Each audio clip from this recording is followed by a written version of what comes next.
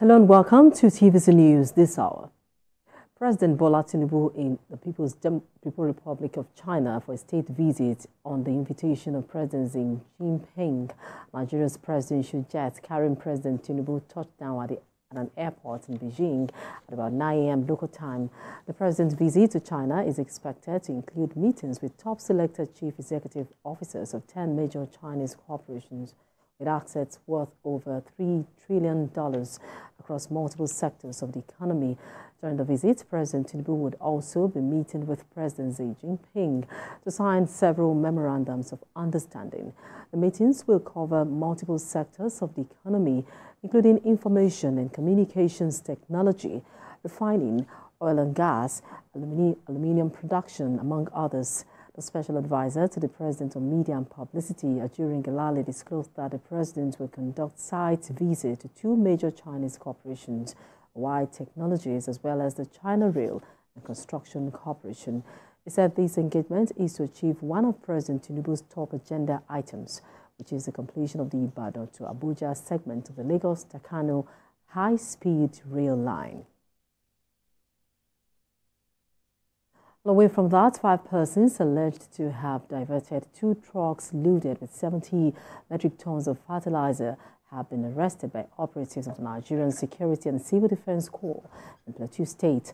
The 2 trucks of fertilizer were headed to Oyo and Lagos State before its diversion to Bauchi area. Senior reporter Funom Joshua has the details. These are the allocations papers for these 2 trucks indicating where the fertilizer's original destinations were. But the trucks never got to their destinations because these men diverted them from Oyo and Lagos to Bauchi State. The spokesperson of the NSCDC Plateau State Command says the 2 trucks and the 5 suspects were arrested in Plateau following intelligence report from the Office of the National Security Advisor. The 2 trucks were from Port Harcourt, Indorama, taken to be taken to Oyo, but was diverted and arrested around in Jos on their way to Bauchi, while the second one too from the same Port Harcourt to Lagos and also diverted and arrested in Jos on their way to Bauchi without permits. Investigation is ongoing on where they are carrying out, they are taking this items. The NSCDC authority says investigation is on to unravel the reason behind the diversion. Funom Joshua, TVC News, Jos. And the Oyo Osun Command of the Nigeria Customs Service has handed over seized illicit drugs worth over 148.9 million naira to the National Drug Law Enforcement Agency. The consignment, comprising 2,448 units of cannabis sativa, was presented by Area Controller Ben Oramalugo in Ibadan.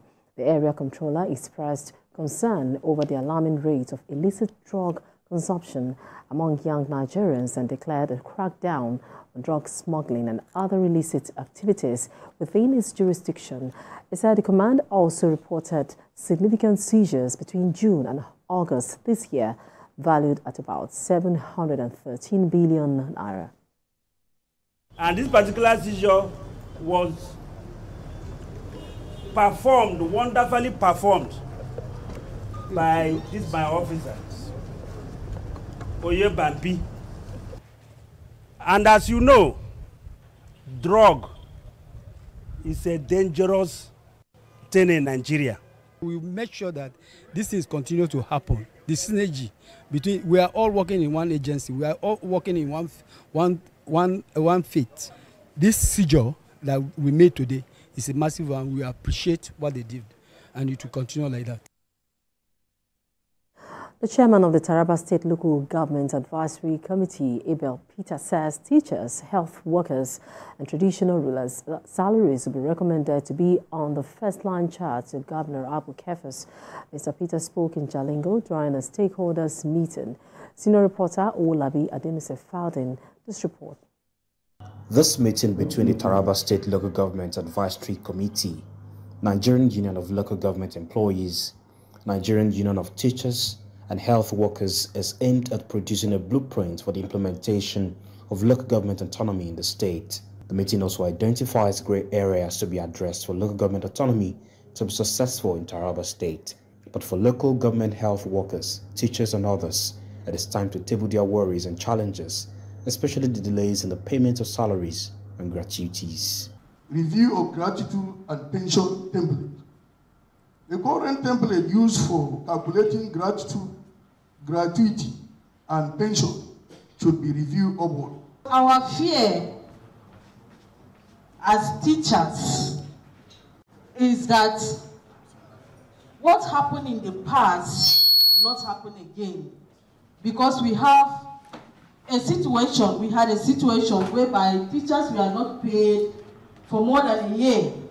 As up to now, teachers are still owing 4 months' salaries. Shortly after tabling their worries, the chairman of the committee, Abel Peter, says their concerns are already part of the recommendations made to the governor. Salaries of teachers and local government employees, medical and health workers will be the first payments that will be made at the local level. I guarantee you, all of you will receive them. Our recommendation is going to be part of the amendments we'll make in our laws. Mr. Peter is now appealing to stakeholders to put the interest of the state above theirs for the local government autonomy to achieve its desired results. To the union leaders and key stakeholders, your role in this process is crucial. You are the voices of the people, the champion of progress, and the guardians of our collective aspiration. We must come together in the spirit of unity and collaboration to fully understand the implication of this historic judgment and to chart a way forward that truly benefits the people of Taraba State. The committee says it will keep working with stakeholders for more recommendations to be submitted to Governor Agbo Kefas for implementation. In Nasarawa State, students of Command Secondary School, Rinze, have emerged winners of a debate competition organized in the Wamba, Kwanga, Nasarawa, Egon Federal Constituency. The competition was organized by the federal lawmaker representing the constituency to encourage academic excellence among secondary school students in the state. Senior reporter Godwin Agwam has the details. Students from secondary schools in the 35 electoral ward of Wamba, Akwanga and Nasarawa Federal Constituency are here in Akwanga for the finals of the debate competition organized by the lawmaker representing the constituency, Jeremiah Umaru. The students were kept in a teens camp for 5 days and have learned skills on leadership, effective communication, debating, among others. The central theme of the debate competition is whether primary health care is better in the hands of the federal government and not the local government. The federal government provide adequate resources and equipment. After an exhaustive and interesting debating, Command Secondary School Rinze emerged winners after scoring 85 points against 75 points awarded to its opponents by the panel of judges. And the winner goes to Command Science and Technical Science. The federal lawmaker representing the constituency, Jeremiah Umaru, said the essence of the debate competition is to encourage academic excellence and build the students for the future. This unity, we want to start this unity from beginning. Before now, we don't know anything like, this one is outside, this one is Yoruba, this one is this. No, we are one. Before now, we don't know anything like, this one is a Christian, this one is a Muslim. We are one because we do things together. Is that okay? We organized football competition when we were small, and nobody knows about this one is from here, this one is from here. I grew up in Niger State. For one day, none of them ever saw me as somebody who is from Nasarawa State. We grew up as one, and we grew up as brothers. So that's the idea. The participants at the finals say they are inspired by the competition and the experience at the teens camp to strive to achieve their future aspirations. I would like to go more into the health sector and also talk to people and encourage them. I learned a lot in this camp because we learned about communication skill, we learned about leadership, we learned about goal setting. This competition and Teens Camp experience is the first of its kind in the state and will be replicated on an annual basis. Godwin Agwam, TVC News, Akwanga. Young persons from across the nation have converged on Kano State, northwest Nigeria, to discuss issues relating to good leadership. The youth, under the auspices of Junior Chamber International, gathered for the Lukachi Yayi 2024 conference to engage in leadership development talks aimed at catalyzing change. Before the conference began, leaders highlighted the strategic selection of Kano for the summit and announced that a communique would be issued at the conclusion. The documents will propose solutions to present societal and development challenges, aiming to empower young people to drive positive change. We came to Kano as part of the C agenda for sustainability.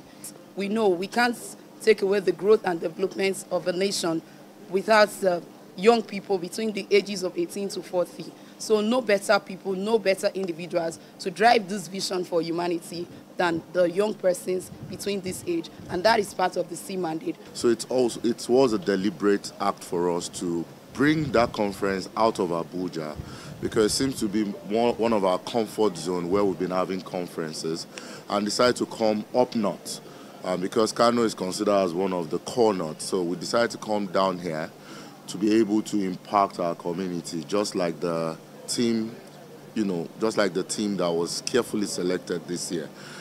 Our numbers today is not just about the participants, even the trainers from diverse cultural people. Let's come together and see how we can improve ourselves.